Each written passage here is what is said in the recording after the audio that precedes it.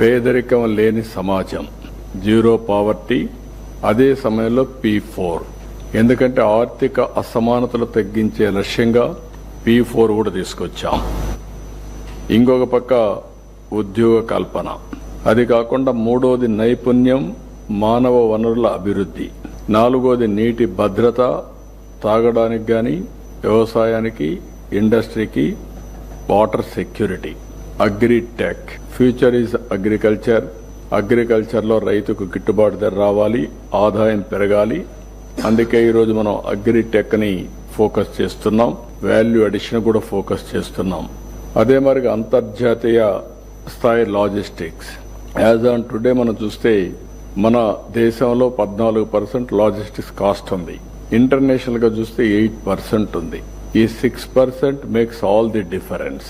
దీన్ని ఏ విధంగా సమర్థవంతంగా తగ్గించగలుగుతాం, ఏ విధంగా మనం ముందు తీసుకుపోతామో ఆలోచించడం కోసం అంతర్జాతీయ స్థాయి లాజిస్టిక్స్ ప్రొవైడ్ చేయాలనుకుంటున్నాం.